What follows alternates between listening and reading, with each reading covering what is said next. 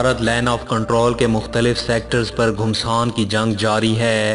पाक फौज ने भारतीय फौज की चेक पोस्टों के परखच्चे उड़ा दिए। मज़ीद तफसीलात में जाने से पहले अपने तमाम देखने वाले दोस्तों से गुजारिश है कि वो हमारी इस वीडियो को लाइक और शेयर करने के साथ हमारे चैनल को भी ज़रूर सब्सक्राइब कर लें ताकि हमारी आने वाली हर नई वीडियो आपको बर वक्त मिल सके।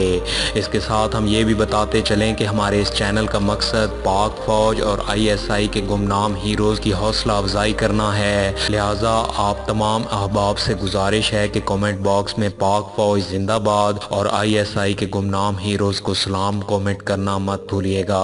दोस्तों, भारत को हमेशा से ही 100 जूते और 100 प्याज खाने की आदत रही है। मतलब ये कि ये दो तरफा सज़ा खाने के बावजूद अक्ल का मुजाहरा नहीं कर पाता। 27 फरवरी को पूरी दुनिया में बदनाम होने के बाद ये झूठ पर झूठ बोलता रहा और अब इसने पाकिस्तानी सरहदों पर सीज़ फायर मुआहदे की खिलाफ वर्जी शुरू कर दी है। इसकी बिला इश्तियाल फायरिंग और गोलाबारी का पाक फौज ने मुंह तोड़ जवाब देकर इसके दांत खट्टे कर दिए हैं। इस सिलसिले में लाइन ऑफ कंट्रोल के मुख्तलिफ सेक्टर्स पर घुमसान की जंग अभी भी जारी है और पाक फौज ने भारतीय फौज की चेक पोस्टों के परखच्चे उड़ाते हुए 3 भारतीय फौजी जहन्नम वासिल कर दिए हैं। जवाबी कार्रवाई भारतीय फौज की बिला इश्तियाल फायरिंग और गोलाबारी के बाद की गई। पाक फौज के शोबे तलकात आमा ISPR की जानिब से फराम करदा तफसीलात के मुताबिक भारतीय फौज की जानिब से LOC लाइन पर सीज़ फायर मुआहदे की एक बार फिर खिलाफ वर्जी की गई है। मंगल के रोज़ भारतीय फौज ने LOC पर बिला इश्तियाल फायरिंग की, जिसमें भारतीय तोपखाने ने भी हिस्सा लिया और भारतीय फौज ने लाइन ऑफ कंट्रोल के मुख्तलिफ सेक्टर्स पर भारी गोलाबारी की, जिसके नतीजे में पाकिस्तान के 2 शहरी शहीद हुए। पाक फौज ने भी फौरी तौर पर भरपूर जवाबी कार्रवाई की और भारतीय फौज को मुंह तोड़ जवाब दिया गया। दुश्मन की मुतअद्दिद चेक पोस्टों को मुकम्मल तौर पर तबाह कर दिया गया और इस कार्रवाई में 3 भारतीय फौजी जहन्नम वासिल होने की इतला है। मज़ीद तफसीलात के मुताबिक आज सुबह भी भारत की जानिब से लाइन ऑफ कंट्रोल की खिलाफ वर्जी की गई और अब तक भारतीय दहशतगर्द फौज ने वादी लीपा, दाना, जौड़ा, शारदा और दनियाल सेक्टर को भारी तोपखाने और मार्टर से निशाना बनाया, जिसके बाद पाक फौज ने भारतीय चौकियों को निशाना बनाया और इन्हें शदीद नुकसान पहुंचाया है। दोस्तों, बताया गया है कि भारतीय फौज की बिला इश्तियाल फायरिंग के बायस पाक फौज ने वादी नीलम की तरफ जाने वाले रास्ते बंद कर दिए हैं और शाहराह को धनी के मकाम पर आम ट्रैफिक के लिए बंद कर दिया गया है। जबकि ये भी तफसीलात सामने आ रही हैं कि भारतीय फौज ने गुज़श्ता रात भारी तोपखाने का इस्तेमाल करते हुए पाकिस्तान की शहरी आबादी पर भी हमला किया और आखिरी इतलात के मुताबिक लाइन ऑफ कंट्रोल के मुख्तलिफ सेक्टर्स पर घुमसान की लड़ाई अभी तक जारी है और भारतीय फौज अब तक शदीद नुकसान उठा चुकी है।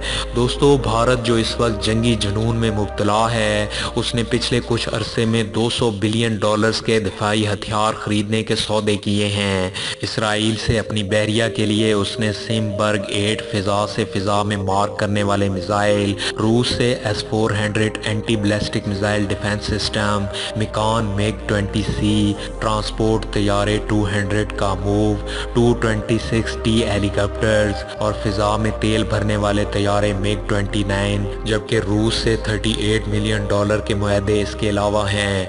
भारत में कहा जा रहा है कि 27 फरवरी के बाद भारत को अपनी इस्तेदाद का अंदाज़ा हो गया था कि उसकी फ़ौज कितने पानी में है। इसके अलावा ये भी कहा जा रहा है कि भारत अपने कोल्ड स्टार्ट डॉक्ट्राइन को नई जहद दे रहा है ताकि पाकिस्तान से यकदम किसी सिमत से हमला किया जा सके और शदीद तरीन बरी बहरी फ़िज़ाई हमला हो जो कि 10 दिन में जंग की शक्ल इख्तियार कर जाए और आखिर में अगर बड़ी जंग हो तो इसके पास 40 दिन का असला मौजूद होना चाहिए। इस सिलसिले में भारतीय मुसल्लह अफवाज के सरबरान ने इतला दी थी कि उनके पास 16 दिन से ज़्यादा का असला नहीं रहेगा, इसलिए वो इसको बढ़ाकर 40 दिन की जंग की तैयारी कर रहे हैं। जबकि पाकिस्तान ने यह सब सलाहियत 1991 में हासिल कर ली थी।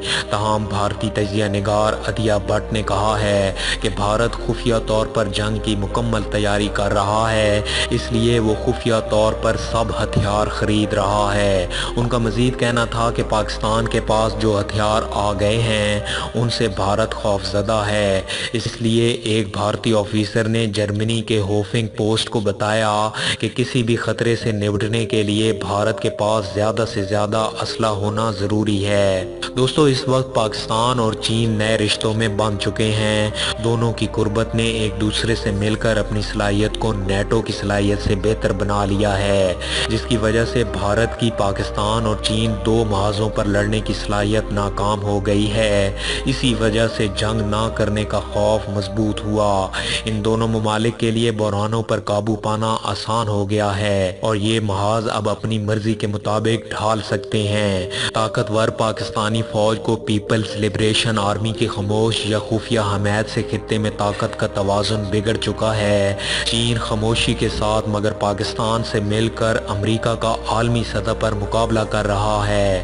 تاہم چین بھارت کو بھی اپنے ساتھ ملا کر دونوں کے لیے یکساں کامیابی کی بات کئی برسوں سے کرتا آ رہا ہے۔ اگرچہ بھارت کی مسلح افواج کی تعداد 13 لاکھ اور پاکستانی فوج کی تعداد صرف 6 لاکھ ہے، مگر یہ اگر امن کی راہ پر چلے تو اسے بھی وہ کچھ مل سکتا ہے جس کا یہ خواہش مند ہے، سوائے پاکستان پر برتری کے حصول کے۔ یہ پاکستان پر حملہ کرے جو نہ اس کے مفاد میں ہے اور نہ ہی یہ ایسا کر سکے گا۔ ماضی میں بھی پاکستان اور انڈیا بہت سے ایسے بحرانوں سے بچ نکلتے رہے ہیں جن پر جوہری پرچھائیاں مسلط تھیں۔ 1971 کی پاک بھارت جنگ میں چین پاکستان کی طرف سے اس لیے مداخلت کرنے سے باز رہا تھا کیونکہ سوویت یونین نے بیجنگ پر جوہری حملے کی دھمکی دے دی تھی۔ 1987 میں بھارت نے براس ٹاسک نامی ملٹری ایکسرسائز میں پاکستان پر یلغار کی جب کھلی دھمکی دی تو صدر ضیاء الحق کرکٹ میچ دیکھنے کے بہانے دلی جا پہنچے۔ انہوں نے بھارتی وزیر اعظم راجیو گاندھی کے کان میں سرگوشی کرتے ہوئے کہا تھا کہ ہم نے جو F-16 طیارے امریکہ سے حاصل کیے ہیں وہ ٹرانبے میں آپ کی سب سے بڑی جوہری تنصیبات تک جا سکتے ہیں، اس کا خیال رکھیے گا۔ 1990 میں بھی جب پاک بھارت کشیدگی بہت زیادہ بڑھ چکی تھی اور ساتھ ہی کشمیری حریت پسندوں کی کارروائیاں بھی عروج تک جا پہنچی تھیں تو تب بھی انڈیا نے پاکستان پر حملے کی کھلی دھمکی دے دی۔ ایسے میں امریکی جاسوس طیاروں نے یہ دیکھ لیا تھا کہ پاکستان اپنے F-16 طیاروں پر جوہری ہتھیار لوڈ کر رہا ہے۔ یہ دیکھ کر اس وقت کے CIA ڈائریکٹر مسٹر گیٹ بھاگم بھاگ جنوبی ایشیا آئے اور کشیدگی کو مزید آگے بڑھنے سے روک لیا۔ اس کے بعد جب انڈیا نے 5 جوہری دھماکے کیے تو بھارتی رہنماؤں نے بڑکیں ہانکنا شروع کر دی تھیں کہ ہمارے پاس یہ جو عظیم بم آ گیا ہے اس نے خطے میں طاقت کی مساوات کو تبدیل کر کے رکھ دیا ہے۔ اس کے جواب میں پاکستان کو مجبوراً 6 جوہری دھماکے کر کے بھارتیوں کے ذہنوں سے وہ غلط فہمی اور ابہام دور کرنا پڑا جو اس کی طرف سے کسی تباہ کن مہم جوئی کا سبب بن سکتا تھا۔ دوستو پاکستان نے مئی کے آخر میں 1998 کو جب دھماکے کیے تھے تو اس کے ایک رات پہلے دونوں ممالک میں جنگ ہوتے ہوتے رہ گئی تھی۔ پاکستانی ریڈاروں نے ان طیاروں کا سراغ لگا لیا تھا جن کا پروفائل امریکی F-15 سے ملتا جلتا تھا جو انڈیا کے مغربی ساحل کی طرف سے پاکستان پر حملہ کرنے آ رہے تھے۔ پاکستان کو شک گزرا تھا کہ انڈیا اور اسرائیل دونوں مل کر پاکستان کو جوابی جوہری دھماکوں سے باز رکھنا چاہتے ہیں۔ اس وقت امریکی F-15 طیارے بھارت کے پاس نہیں تھے اور صرف یہ اسرائیل کے پاس موجود تھے۔ اس کے بعد 1999 میں کارگل وار کے بعد امریکی صدر بل کلنٹن نے کشمیر کو دنیا کا اولین جوہری فلیش پوائنٹ قرار دے دیا تھا اور آج بھی ان کی کہی ہوئی یہ بات درست ہے۔ 2002 میں انڈیا پاکستان کے درمیان ایک طویل ملٹری سٹینڈ آف کے دوران کم از کم 2 بار پاکستان کو پتہ چلا کہ انڈین طیارے پاکستان پر حملے کی تیاری کر رہے ہیں۔ پاکستان نے بے بانگ دول اس وقت بیان دیا تھا کہ اگر ضرورت پڑی تو پاکستان اپنی جوہری اہلیت کو آزمانے کا فیصلہ کر سکتا ہے۔